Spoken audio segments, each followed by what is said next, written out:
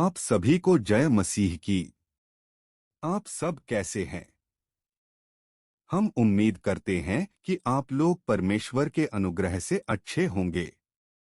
परमेश्वर लौट आए हैं।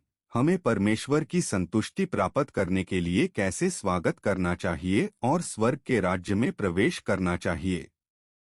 परमेश्वर लौट आए हैं और हम में से प्रत्येक के साथ एक रिश्ता है। अगर हम इसे स्वीकार नहीं करते हैं तो आगे कोई मौका नहीं मिलेगा। हमने यीशु पर विश्वास किया है। हमें अंतिम दिनों में परमेश्वर के न्याय को स्वीकार करने की आवश्यकता क्यों है? स्वर्ग के राज्य में प्रवेश करने का मानक शुद्धिकरण है। राज्य में प्रवेश के लिए शर्त। परमेश्वर के शब्दों पर आधारित पवित्रता शर्त। मैं पवित्र हूँ आथ तुम्हें भी पवित्र रहना है। लेव्य व्यवस्था 11 के 45। बिना पवित्रता के कोई भी प्रभु का दर्शन नहीं कर पाएगा। इब्रानियों 12 के 14। यीशु ने उत्तर देते हुए कहा, मैं तुमसे सत्य कहता हूँ, हर वह जो पाप करता रहता है पाप का दास है। और कोई दास सदा परिवार के साथ नहीं रह सकता। केवल पुत्र ही सदा साथ रह सकता है। यूहन्ना 8 के 34 से 35। भाइयों और बहनों, आइए पढ़ते हैं और विचार करते हैं। राज्य में प्रवेश के लिए क्या शर्त है? परमेश्वर के राज्य में प्रवेश के लिए मानक परमेश्वर के शब्दों पर आधारित है। जब आप पवित्र होते हैं तभी आप परमेश्वर के राज्य में प्रवेश कर सकते हैं। यह परमेश्वर द्वारा निर्धारित मानक है।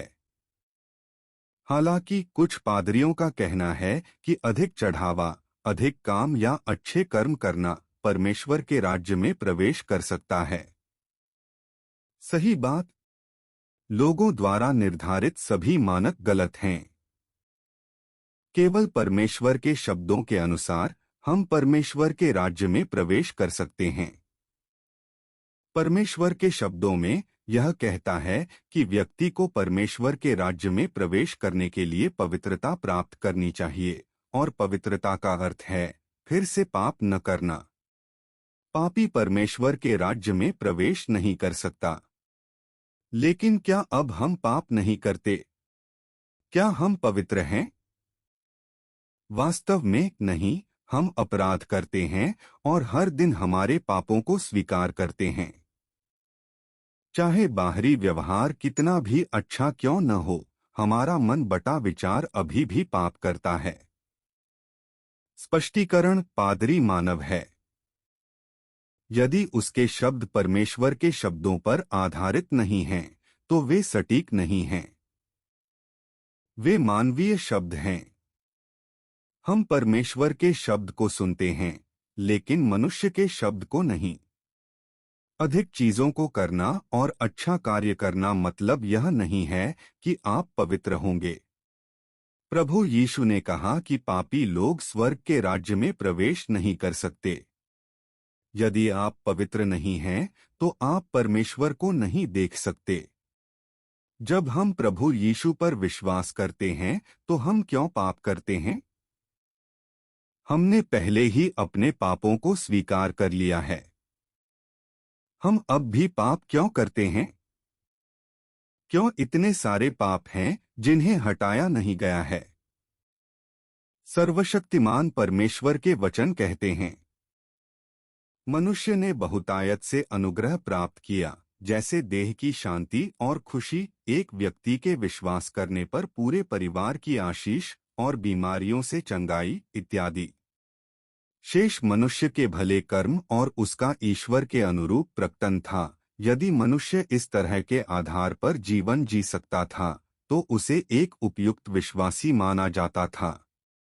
केवल ऐसे विश्वासी ही मृत्यु के बाद स्वर्ग में प्रवेश कर सकते थे, जिसका अर्थ है कि उन्हें बचा लिया गया था। परंतु अपने जीवन काल में उन्होंने जीवन के मार्ग को बिल्कुल भी नहीं समझा था। वे अपना स्वभाव बदलने के किसी पथ के बिना बस एक निरंतर चक्र में पाप करते थे, फिर पाप स्वीकारोक्ति करते थे। अनुग्रह के युग में मनुष्य की दशा ऐसी ही थी। क्या मनुष्य ने पूर्ण उद्धार पा लिया है? नहीं। इसलिए उस चरण के कार्य के पूरा हो जाने के पश्चात अभी भी न्याय और ताड़ना का काम बाकी है। यह चरण वचन के माध्यम से मनुष्य को शुद्ध बनाने के लिए है, ताकि मनुष्य को अनुसरण करने का एक मार्ग प्रदान किया जाए।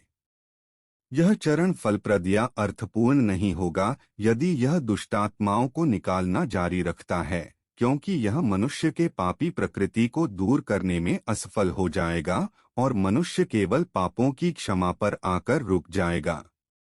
पाप बलि के माध्यम से मनुष्य के पापों को क्षमा किया गया है, क्योंकि सलीब पर चढ़ने का कार्य पहले से ही पूरा हो चुका है और परमेश्वर ने शैतान को जीत लिया है।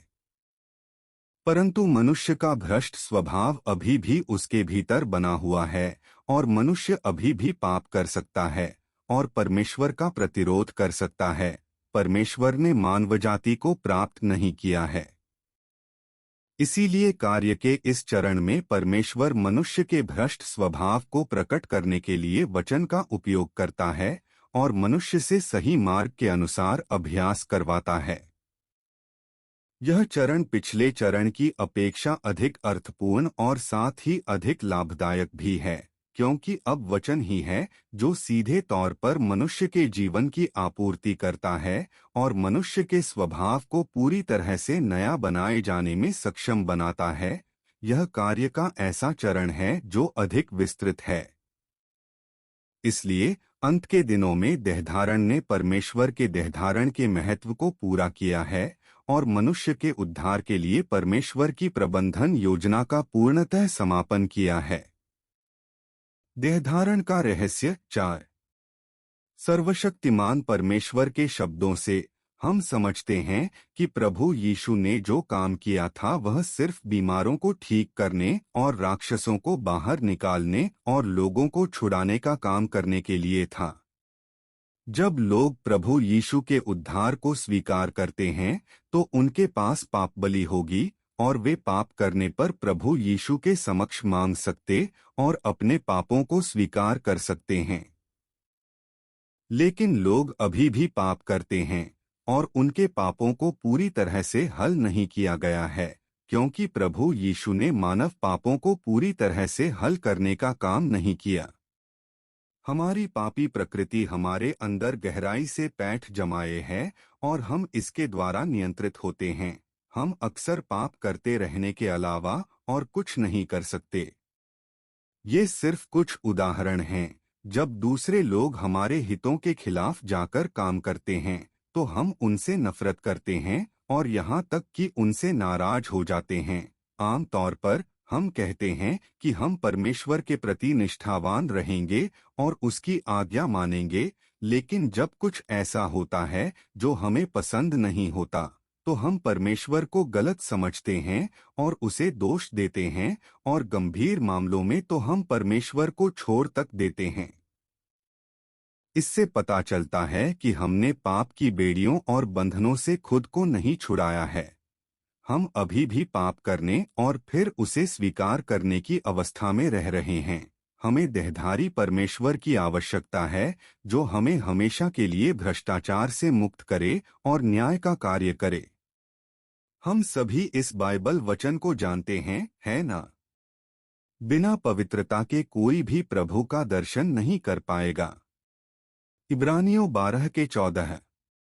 भले ही हम ईसाई हैं और मजबूत विश्वास रखते हैं, इसका मतलब यह है कि हम वाकई पवित्र हो गए हैं। अब कुछ प्रश्नों के बारे में सोचते हैं। जब आप किसी ऐसी चीज से भिड़ते हैं जो आपको पसंद नहीं है, तो क्या आप गुस्से में खुद को नियंत्रित नहीं कर पाएंगे? जब चीजें हो रही हैं जो आपको अपमानित करती हैं, तो क्या आप उनसे नफरत करेंगे? हम अक्सर प्रभु की शिक्षाओं के साथ विश्वासघात करते हैं और पाप करने की हमारी शारीरिक कामनाओं के आगे झुक जाते हैं। इसलिए हम अभी भी भ्रष्ट स्वभाव से भरे हैं। ईश्वर पवित्र है और अब हम भ्रष्ट प्रस्तावों से भरे हुए हैं।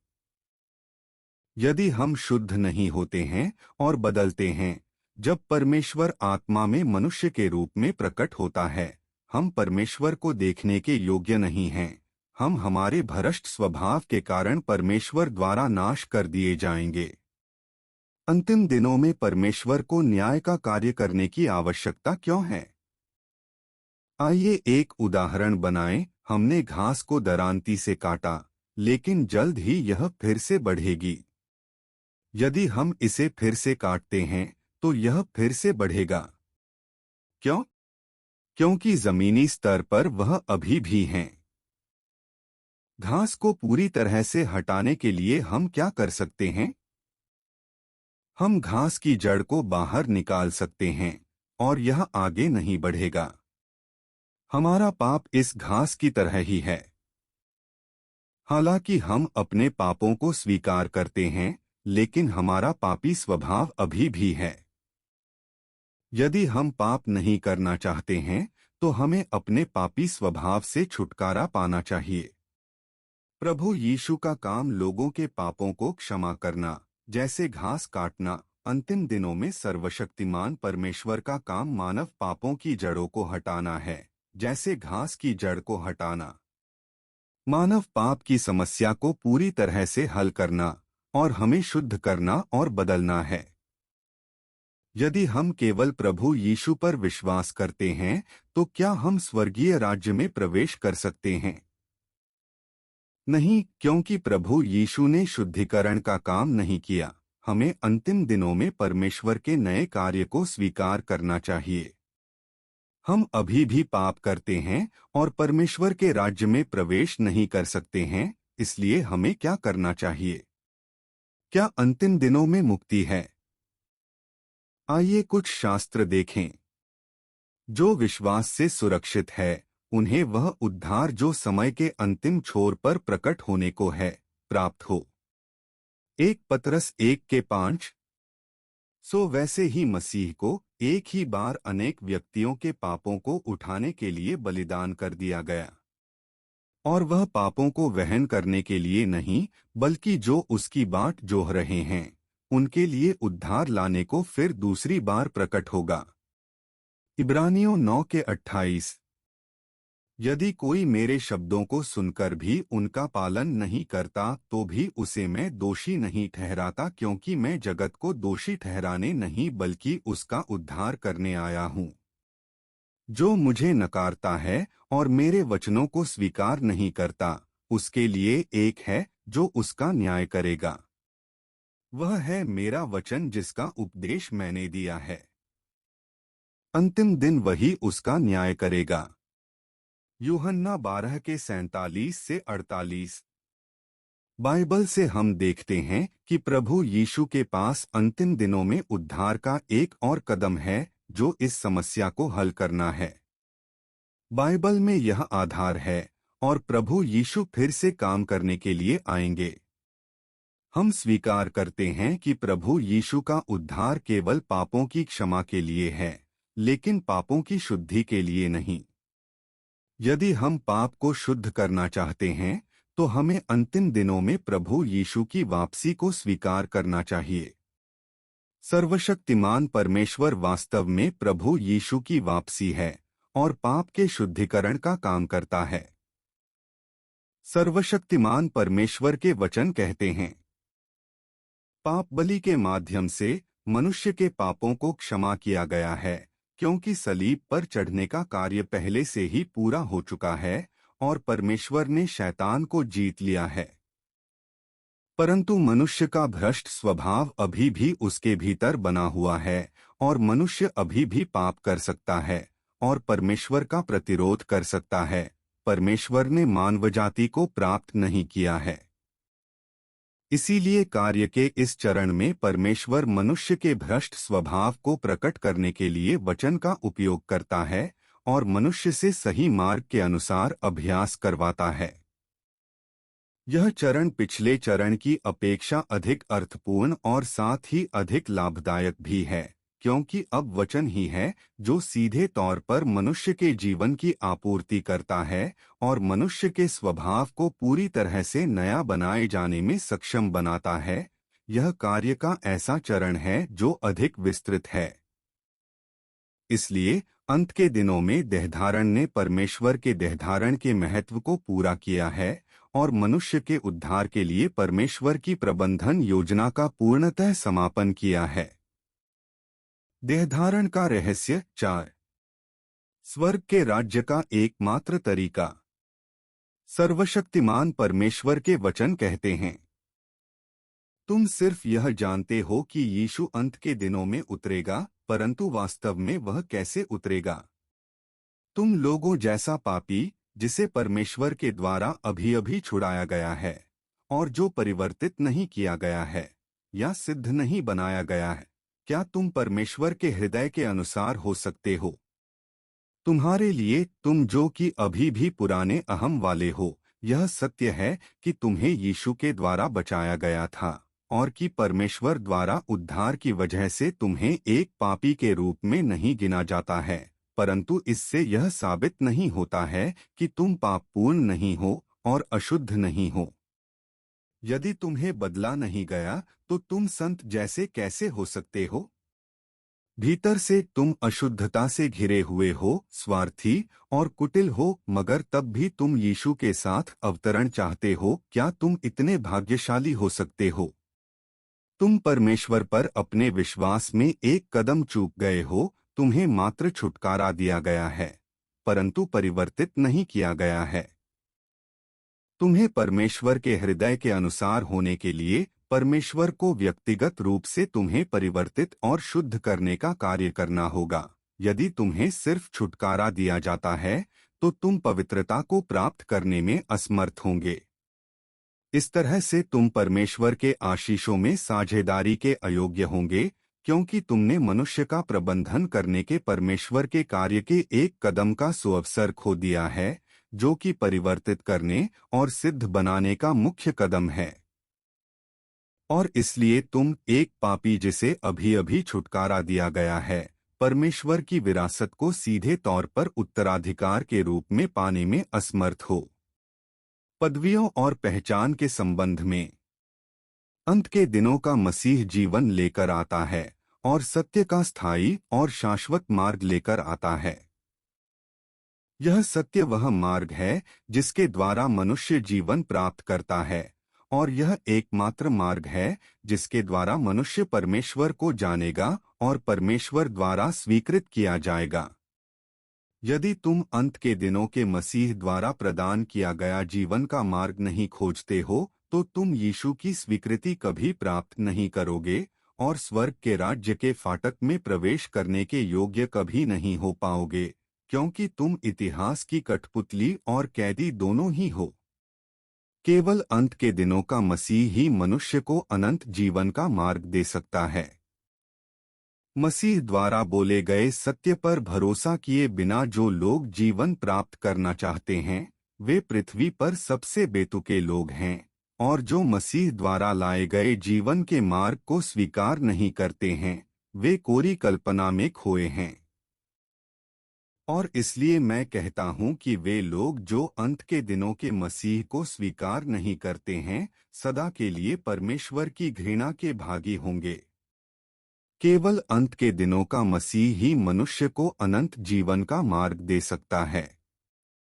मसीह अंत के दिनों के दौरान राज्य में जाने के लिए मनुष्य का प्रवेशद्वार है, और ऐसा कोई नहीं जो उससे कन्नी काटकर जा सके।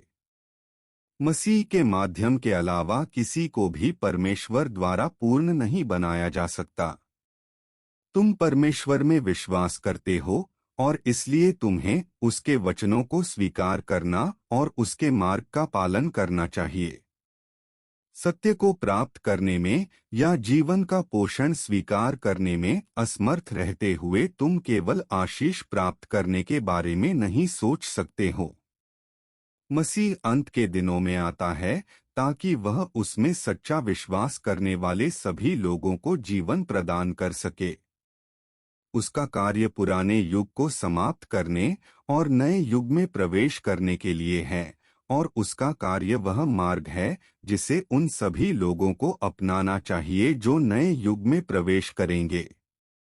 यदि तुम उसे पहचानने में असमर्थ हो और इसकी बजाय उसकी भर्त्सना, निंदा या यहाँ तक कि उसे उत्पीड़ित करते हो, तो तुम्हें अनंतकाल तक जलाया जाना तय है और तुम परमेश्वर के राज्य में कभी प्रवेश नहीं करोगे।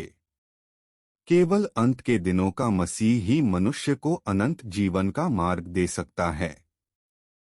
परमेश्वर के वचनों से हम समझते हैं कि यदि हम परमेश्वर के राज्य में प्रवेश करना चाहते हैं तो हमें प्रभु यीशु की वापसी को स्वीकार करना चाहिए। अंतिम दिनों में जो उद्धार सर्वशक्तिमान परमेश्वर ने प्राप्त किया, वह एकमात्र तरीका है।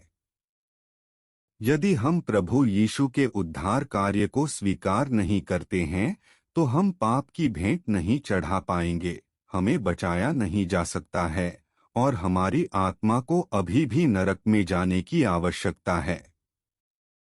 लेकिन अगर हम सर्वशक्तिमान परमेश्वर को स्वीकार नहीं करते हैं तो हम कभी भी परमेश्वर के राज्य में प्रवेश नहीं करेंगे और कोई अन्य रास्ता नहीं है।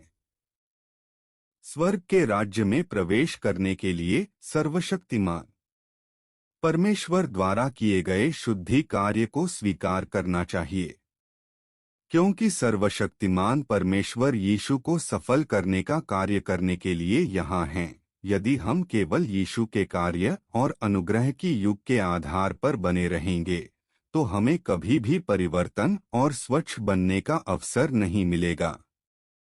सर्वशक्तिमान परमेश्वर प्रभु यीशु की वापसी है।